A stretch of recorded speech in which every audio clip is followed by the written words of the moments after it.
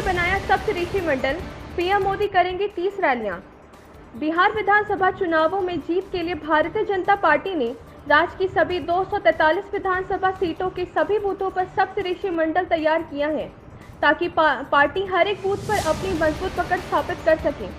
लोकसभा चुनाव 2019 में सप्तऋषि मंडल के सफल प्रयोग के बाद पार्टी इसे अब हर चुनाव में भुना रही है। बूथ स्तरीय 7 लोगों की इस सप्तऋषि मंडल में दलित, आदिवासी और पिछड़े वर्ग के एक प्रतिनिधि को शामिल करने पर दिया गया है जोर। इस समिति में युवा और महिला को भी किया गया है शामिल। बिहार विधानसभा चुनाव से पहले आरजेडी को लगा एक और बड़ा झटका, रघुवंश प्रसाद सिंह ने दिया इस्तीफा। बिहार विधानसभा चुनाव के ठीक पहले राष्ट्रीय जनता दल सुप्रीमो लालू प्रसाद यादव को बड़ा आघात लगा है। पार्टी में नाराज चल रहे दिग्गज नेता और समय समय पर लालू के संकट मोचक रहे पूर्व केंद्रीय मंत्री रघुवंश प्रसाद सिंह ने पार्टी से दिया इस्तीफा। उन्होंने अपना इस्तीफा दिल्ली के अखिल भारतीय आयुर्विज्ञान संस्था की आईसीयू में भर्ती होने के बाद इलाज के दौरान हाथ से लिखकर भेजा है। रघुवंश प्रसाद सिंह बीते कुछ समय से दिल्ली एम्स में इलाज करा रहे हैं। इसके पहले पटना एम्स में कोरोना का इलाज कराने के दौरान उन्होंने पार्टी उपाध्यक्ष पद से इस्तीफा दे दिया था। हालांकि ना तो उनका उपाध्यक्ष पद से इस्तीफा स्वीकार किया है, ना ही पार्टी से। पीएम मोदी ने दी बिहार को बड़ी सौगात, कहा मछली पालन और डेयरी से जुड़े काम से मिलेगा किसानों को लाभ। प्रधानमंत्री नरेंद्र मोदी ने आज बिहार को दी बड़ी सौगात। पीएम मोदी ने राष्ट्रीय गोकुल मिशन के तहत 84.2 करोड़ की लागत से पूर्णिया सीमेंट स्टेशन, 8.6 करोड़ की लागत से बिहार पशु विज्ञान विश्वविद्यालय, पटना में एम्ब्रो ट्रांसफर टेक्नोलॉजी एवं IVF लैब का किया उद्घाटन। साथ ही पीएम मोदी ने ई गोपाला ऐप लॉन्च किया। पीएम मोदी ने इस दौरान अपने संबोधित से की शुरुआत पीएम मोदी ने भोजपुरी भाषा में की। पीएम मोदी ने कहा कि हमारी कोशिश है कि मछली पालन, डेयरी से जुड़े काम के जरिए किसानों की आय को दोगुना किया जाए। पीएम मोदी ने कहा कि मछली पालन की योजना में 20,000 करोड़ रुपए से अधिक रुपए खर्च किए जाएंगे। पीएम मोदी ने अपने भाषण के दौरान नारा दिया, जय किसान, जय विज्ञान, जय अनुसंधान। स्वास्थ्य मंत्रालय की रिवाइज एसओपी, सिर्फ कंटेनमेंट जोन के बाहर बने एग्जाम सेंटर में होगी परीक्षा। देश भर में 13 सितंबर को नीट परीक्षा आयोजित होने जा रही है। कोरोना काल में पेन पेपर बेस्ड ये परीक्षा देश की राष्ट्रीय परीक्षाओं में से सबसे बड़ी है। इस परीक्षा को लेकर नेशनल टेस्टिंग एजेंसी ने अपनी तैयारियां पूरी कर ली हैं। वहीं परीक्षा को लेकर गुरुवार को स्वास्थ्य मंत्रालय ने नई रिवाइज गाइडलाइन जारी की है।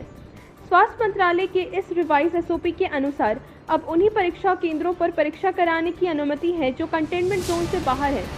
कंटेनमेंट जोन के कर्मचारी और परीक्षार्थियों को एग्जाम हॉल में बैठने की अनुमति नहीं है। ऐसे परीक्षार्थियों को अन्य माध्यमों से परीक्षा देने का अवसर दिया जाएगा या विश्वविद्यालय या शैक्षिक संस्थान या एजेंसी इस संबंध में उचित उपाय पर विचार कर सकते हैं।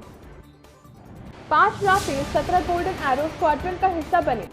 फ्रांस से खरीदे गए 5 आधुनिक लड़ाकू विमान राफेल गुरुवार को अंबाला एयरफोर्स स्टेशन पर वायुसेना में शामिल हो गए।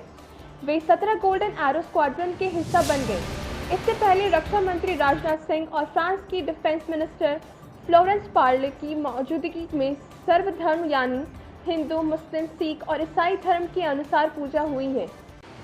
बीएनसी ने तोड़ा कंगना का सपनों का महल, जायजा लेने पहुंची एक्ट्रेस। बुधवार को कंगना रनौत के मुंबई स्थित ऑफिस में बीएमसी ने तोड़फोड़ की थी और अब एक्ट्रेस इसका जायजा लेने पहुंच गई है। कंगना अपने ऑफिस को हर तरह से देख रही है। तोड़फोड़ की वजह से कंगना के ऑफिस को 2 करोड़ का नुकसान हुआ है। ऑफिस का जायजा लेने के लिए कंगना संग उनकी बहन और मैनेजर रंगोली चंदेल भी पहुंची है।